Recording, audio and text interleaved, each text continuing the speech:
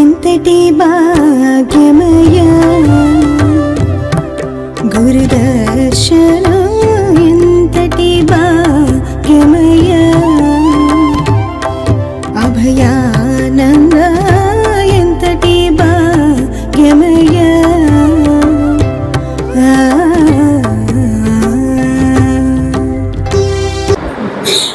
Next మనకు అగ్ని పంచీకరణ. ఏది ఇప్పుడు గాలి అయిపోయింది కదా. నెక్స్ట్ అగ్ని అండి. అగ్నిలో సగభాగము కంటితో దృశ్యమును చూచునయ్యా, కంటి చూపున కధిపతి శిష్యుడా సూర్యుడని తెలియవయ్యా. సూర్యుడికి కన్నుండదు, సూర్యుడికి మళ్ళీ కన్నుండదు. బాగా గమనించండి. మీకు భగవద్గీతలో విశ్వరూప సందర్శనంలో సూర్య చంద్రులు తనకు కన్ను అంటాడు. అంటే సూర్యుడు పగటికి అధిపతి, చంద్రుడు రాత్రికి అధిపతి, అంతేనా? కాబట్టి నా బుద్ధికి అధిపతి సూర్యుడు. బుద్ధి కంట్లో నుంచి చూస్తాడు, కాబట్టి కంట్లో నుంచి చూసేదానికి సూర్యుడు అధిపతి. మిగిలిన సగభాగము 4 సమభాగముల విడిపడి ఒక్కొక్క చిన్న భాగం మిగిలిన భూతాలతో కలిసిన అందొకటి గగనంబుతో కలిసిన శ్రవణేంద్రియంబులాయే. శ్రవణేంద్రియం అంటే దిక్కులమ్మ. వ్యష్టికి అయితే చెవులు, ప్రకృతికి దిక్కులు. ప్రకృతి దేహం యొక్క ఎలిమెంట్స్ చెప్తాను చూడండి. పంచభూతాలు 5 అయిందా? కాలము, మనస్సు, దిక్కులు, ఆత్మ. కాలము, మనస్సు, దిక్కులు, ఆత్మ. ఎటు తిప్పినా ఒకటే కదా. ఆత్మ, మనస్సు, కాలము, దిక్కులు, పంచభూతాలు. ఇది ప్రకృతి. అందులో ఈ జీవుడు కూడా ప్రకృతి కింద భాగమే కదా. ఒక మూట బియ్యంలో ఉండే బియ్యపు గింజ బియ్యపు మూట కంటే వేరు కాదు. మరి ఈ శూన్య పరమాణువైన పూజారి వెంకటేశం మైకి పట్టుకొని మాట్లాడినప్పటికీ శూన్యం కంటే వేరు కాదు. శూన్యాతీతుడైన గురువు ఏం చెప్పడు, ఊరికే ఉండడు. ఆయన ఏం చెప్పడు, ఊరికే ఉండడు. అది సూచన.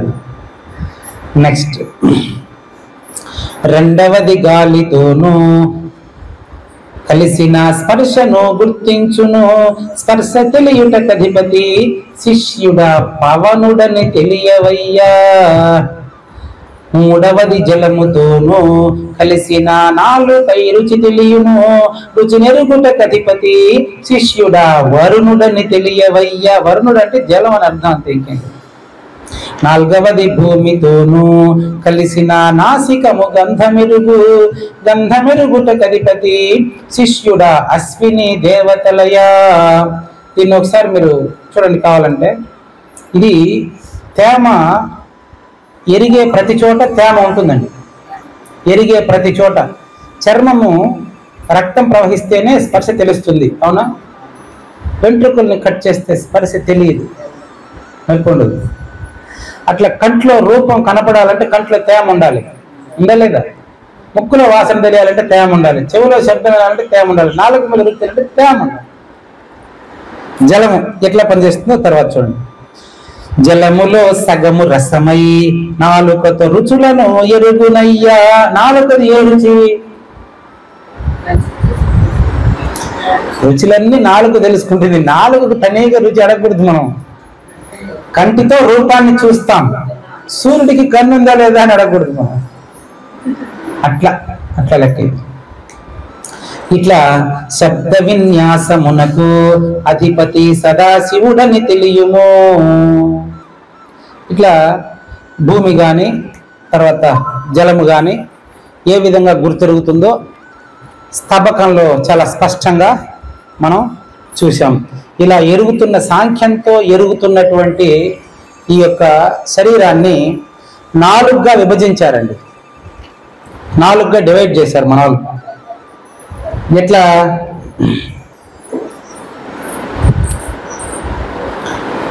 స్థూల, సూక్ష్మ, కారణ, మహాకారణ అని 4గా డివైడ్ చేశారు.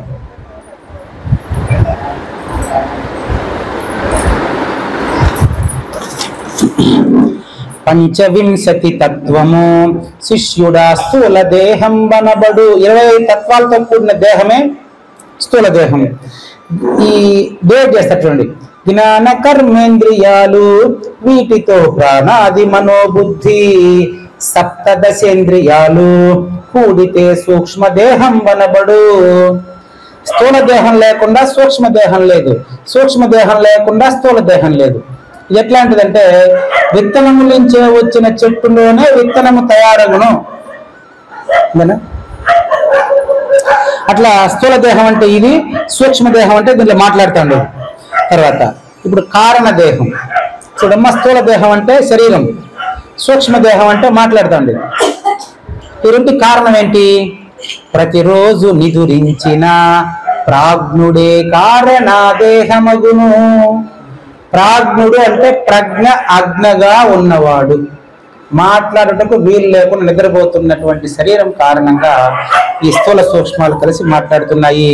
ఈ 3 ఉండేది, 4వది దీనికంటే వేరుగా కాదు, అది 4 కాదు. ప్రత్యేగాత్మ పేరుతో దీనిని సాక్షి అని చెబుతారయ్యా. సాక్షి అనేవాడు శరీరం కంటే వేరుగా ఉన్నాడా? శరీరంలో నుంచే చూస్తా ఉన్నాడా? శరీరంలో నుంచే చూసేటటువంటి వాడు శరీరానికంటే వేరుగాడు. శరీరానికంటే వేరైన వాడు శరీరాన్ని చూడడు. శరీరంలో నుంచే చూసేవాడు శరీరానికంటే వేరు కాదు. అప్పుడప్పుడు సూచన వాక్యాలు వేస్తాను మీకు. శరీరానికంటే వేరుగా ఉండేవాడు శరీరాన్ని చూడడు. కొంచెం క్వశ్చన్ మార్క్ మీ ఫేస్లో కనిపిస్తా ఉంది, అవునా? ఎక్స్ప్లెయిన్ చేస్తాను, అడగండి, ఏం పర్వాలేదు. మళ్ళీ ఆ డైలాగ్ ఇంకోసారి. శరీరంలోనే ఉండి చూసేటువంటి వాడు శరీరానికంటే వేరు కాదు. శరీరానికంటే వేరుగా ఉండేవాడు శరీరాన్ని చూడడు. ఏం సార్, ఇద్దరు దేహంలోనే ఉండారా? ఉన్నారు, చూపిస్తాను ఇప్పుడు మీకు. లేదంటే రామ్ తులసికి లేదు. ఇప్పుడు ఆ ప్రావీణ్యకి అది కనపడదు, దానికి ప్రావీణ్యం కనపడదు. కన్ఫ్యూజ్గా ఉంది కదా? క్లియర్ చేసేదా? క్లియర్ చేస్తా. నేను రాలేదు మీరు కదా, అందుకని ఇప్పుడు మీకు చెప్తా. నేను వచ్చిన వాళ్ళకి తెలుసు ఆల్రెడీ. చూడమ్మా, ప్రావీణ్య స్థూల దేహం, ప్రావీణ్యలో అర్థం చేసుకుంటున్నది సూక్ష్మదేహం, కారణదేహం. నిద్రపోయిన శరీరం కారణంగానే కల కానీ ఇది కానీ ఆ శరీరానిదే. కానీ అందులో శరీరానికి సంబంధం లేకుండా ఉన్నవని చూపిస్తాను, మీరు చూస్తారు. మీరు ఈ 3 కాకుండా కలగనకుండా కలత లేకుండా గాఢంగా నిద్రపోతున్నారనుకో, అప్పుడుండేటువంటి మీరు ప్రావీణ్యాన్ని చూస్తారా? ఆమె చెప్తానండి. మీరు కానీ మీరు ఉన్నారా లేదా ఇప్పుడు చెప్తారు, కానీ అప్పుడు చెప్పలేరు కదా. అప్పుడు మీరు ఉన్నారు కదా, అది 26th నెంబర్.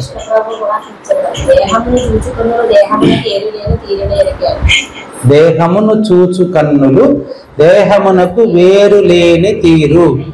1 పదమున కలిగిన అర్థము పదమును విడనాడి నిల్వబడు చోటుందా? ఇక్కడంతా క్వశ్చన్ మార్క్ చేసి మనకు పరిపూర్ణ బోధ చెబుతున్నారు ఆయన. పరిపూర్ణ బోధ ఒకేసారి రాదండి. సాంఖ్యం తెలుసుకుంటూ అక్కడక్కడ సూచన చేసుకుంటూ పోవాలా, లేకపోతే ఇడిపడదు ఇది. ఇప్పుడు మీకు అర్థమైంది అనుకుంటాను. అర్థమైనట్టే ఉంది సార్, కొంచెం కష్టంగా ఉంది. చాలా క్లియర్గా ఉంది, చాలా క్లియర్గా ఉంది. ఇప్పుడు ఒక పదము దాని అర్థం పదంలోనే ఉంటుంది, కానీ పదానికి కానీ అర్థానికి కానీ ఒరిజినల్ సెల్ఫ్ అందదు. కానీ అది బయట లేదు. అయితే నువ్వు ఎట్టు చూడాలా అంటే ఇప్పుడు చెప్తున్నా చూడండి, ఇప్పుడు చెప్తాను చూడండి. దేహము నుంచి చూసేటువంటి కంటితో ఏ ఇంద్రియంతో చూసినా ఏమి ఆలోచించినా దేహంతోనే ఆలోచించాలా. ఆలోచించే నేను నిజమైన నేను కాదు. అయితే ఇప్పుడు చెప్తున్నా చూడండి, దీని కష్టమే లేదు, అన్నిటికంటే సులభం. అది సాంఖ్యమే నాకు తెలిసి కష్టం, అది సులభం నాకు చాలా ఈజీ. అది ఎంత ఈజీ చూడమా. గాఢంగా నిద్రపోయినప్పుడు మీరు పోనీ male or female, is your male or female, అప్పుడు నువ్వు స్త్రీనా పురుషుడా సార్? అట్లాంటి క్వశ్చన్లు అంటే అడగబాకండి సార్. అవునా? తెలియదు అది. కానీ నువ్వు ఉన్నావు లేదా? ఉన్నారని ఇప్పుడు చెప్తాను, ఎందుకంటే ఉంటేనే కదా సార్ నేను మాట్లాడతాను ఇప్పుడు. కానీ ఇప్పుడు ప్రావీణ్యకు అటాచ్ అవ్వడం వల్ల నేర్చుకోవాల్సిన పరిస్థితి వచ్చింది. దానికి నేర్చుకునే పని లేదు. ఇప్పుడు చూడండి, పరిపూర్ణ బోధ ఎంత ఈజీ చూడండి, ఎంత సింపుల్ అది, అంత ఈజీ అది. చాలా అందులో ఏం లేదు, మాయ మర్మం పరిపూర్ణ బట్టబయలే. మీకు మొదటి మంత్రంలో అదే కదా చెప్పినారా, దాన్ని ఈ అనింది అక్కడ, అంత సింపుల్ అది. ఈ ఉత్త బట్ట బయలు ఈ అని చెప్పింది దానికి, పూజారి వెంకటేశానికి కాదు, ప్రావీణ్యకు కాదు. అది అక్కడ నేను ప్రావీణ్య ఏడన్నమాట. ఇంకా అసలు నీ పేరు అనేమా, అసలు రెండోది లేదు కదా. అదిగా ఇప్పుడు చూడండి ఏమా, అదే పెద్ద కష్టమా. అప్పుడు అంతా ఆల్ ఆర్ ఈక్వల్, ఏకాత్మ అంటారు దాన్ని ఏకాత్మ అంట. అది చాలా సింపుల్, అది చాలా ఈజీ. అది ఎంత ఈజీ అంటే దానికంటే సులభం ఇంకేది లేదు. కాబట్టి స్థూల, సూక్ష్మ, కారణ, మహాకారణ అని అంటారు కదా. మహాకారణం అని చెప్పినా ఎట్ట చెప్పినా అది దీందే. కానీ ఏది కానటువంటిది అది, ఏమని అనరాని తత్వం అది, అది నువ్వే. రెండవది లేదు అక్కడ. అది తెలుసుకోవడానికే ఇదంతా కూడా తెలుసుకో, ఇది కాదు అని తెలియడానికి ఈ పని. ఈ జగతిలో జీవుడు స్థూలమున్న విశ్వాభిమాని అయిన అకారంబును కూడితే రజోగుణ ప్రభావవంతుడగును, ఎరుపు వర్ణంబుతోను మేలుకొని కామగుణములతోడను కలక చెందిన మనుజుడు తన సృష్టి మాయజాలంబునందు తనువు తానని భ్రమసెను, మాయలో మరణ జననములొందెను. మరణ ముందు పెట్టుకున్నా, మాయలో మరణ జననములొందెను. నేను చనిపోతానని భావించేది ప్రావీణ్యం. తన పేరుకు సంబంధించిందే నేను చనిపోతానంటాడు వాడు. తన పేరుకు అతీతంగా ఉండే గాఢ నిద్రలో ఉండేటువంటి నేను తెలుసుకుంటే నేను చచ్చిపోతాననే భయం వాడికి ఉంటుందా? అది వన్నెస్, ఓన్లీ వన్నెస్. అది ఏకాత్మ అంటాం దాన్ని. అంతా ఉంది అది, అది పబ్లిక్, అది ఇదే ప్రైవేట్గా ఉండేది. డూప్లికేటే, ఇదంతా డూప్లికేట్. అదే నిజం, అది ఒరిజినల్. నిత్యము సత్యం నిరాకారం. దానికి అప్పుడప్పుడు దాన్ని సూచన చేస్తూ వస్తేనే అది అర్థమవుతుంది. That is formless. నిరాకారం, that is formless. That is unchangeable. నిర్వికారం, దట్ ఈస్ కంప్లీట్ నిరామయం. అంతటా అదే. అది పంచభూతాలు కాదు. టైం అయితే 10 minutes, కొంచెం ముందే ముగిస్తాను. ఆ జీవుడే సూక్ష్ముడై స్వప్నమునవు కారంబును కూడితే తెలుపు వర్ణంబుతోనూ తైజసుడు కలను కల్పించు కనును. ఇప్పుడు మాట్లాడుతున్నటువంటి వాడిని విశ్వడు అంటారు. విశ్వంలో జరిగే విషయాలను తెలుసుకుంటున్నవాడు విశ్వడు. నైట్లో నిద్రపోయినప్పుడు తైజసుడు తన తేజస్సుతో తాను కలగంటున్నాడు. తాను కల్పించుకున్నవి అవి లేకనే కల్పించుకొని అక్కడ కలగంటున్నాడు కదా. ఇది అట్లాంటిదే, ఇదంతా కూడా అట్లాంటిదే. అప్పుడు ఇది అబద్ధం అయితే అది నిజమైంది. ఇప్పుడు ఇది నిజమని నమ్మావు కాబట్టి అది అబద్ధమైంది. రెండు కలే, అది కళ ఇది కళ. అది ఇప్పుడు కళ ఏమ్మా, ఇది అబద్ధం అయితేనే కదా కళ్ళ అది నిజమైంది. అట్లా లెక్క అనమాట.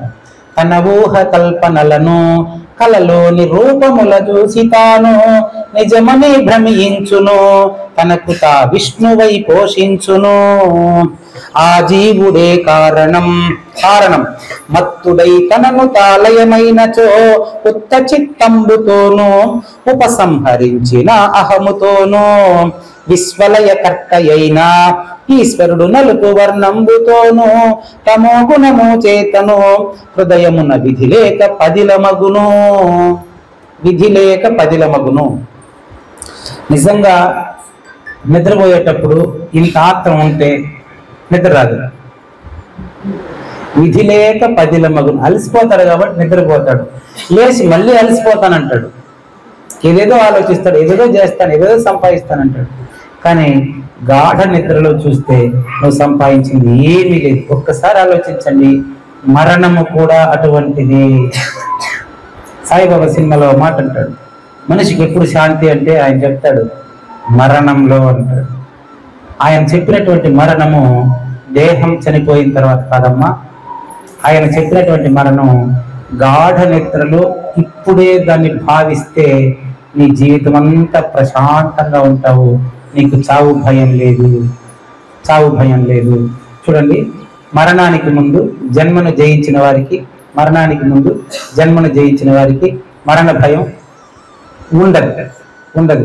కాబట్టి అమ్మగారు నిన్ను అడిగినటువంటి ప్రశ్నకు సమాధానంగా మాకు సాంఖ్యం సవివరంగా చెబితేనే పరిపూర్ణ బోధ మాకు అర్థమవుతుందని చెప్పినందుకు కారణంగా నేను ఎవరు, నాకు ఈ శరీరం ఎట్లా వచ్చింది, ఈ ప్రపంచం ఎట్లా ఏర్పడింది అనే దానికి మనకు 5 ఆపిల్ పండ్లతో స్పష్టంగా పంచభూతాలను ప్రతిపాదించి సాంఖ్యం స్పష్టంగా తెలుసుకొని, సాంఖ్యాన్ని తెలుసుకుంటున్నటువంటి వాడు డూప్లికేట్, తన మాయ చేతనే తనకు శరీరం వచ్చింది. 25వ వాడు 24తో కలిసి గుర్తిరుగుతున్నాడు, తనేగా దూరంగా వచ్చి గుర్తిరగడం లేదు. ఇక్కడి నుంచే మాట్లాడుతున్నాడు. 25తో కలిసినటువంటి అబద్ధపు గుర్తుతో మాట్లాడుతున్నవాడు అబద్ధం అని స్పష్టంగా తెలిసినవాడు గురుమూర్తి. ఆయన అందరిలోనూ సమానంగా ఉన్నాడు, నీకు వేరుగా నాకు వేరుగా లేదు. కాబట్టి అది తెలుసుకోవడానికి ప్రయత్నించినటువంటి ఈ అబద్ధపు గుర్తు అబద్ధం అని స్పష్టంగా తెలిసేంత వరకు మనం ఈ ప్రయత్నంలో గురుమూర్తిని కలిసి విచారిస్తూనే ఉండాలి. కొంత అయిన తర్వాత వాడు తనలో తాను విచారించడం మొదలు పెడతాడు, తాను గురువుగా తయారవుతాడు. ఎంతో మంది శిష్యులు తన దగ్గరికి వచ్చి నేర్చుకుంటూ ఉంటారు. ఇది గురు శిష్యులు అనేది బీజ వృక్షముల వంటివి,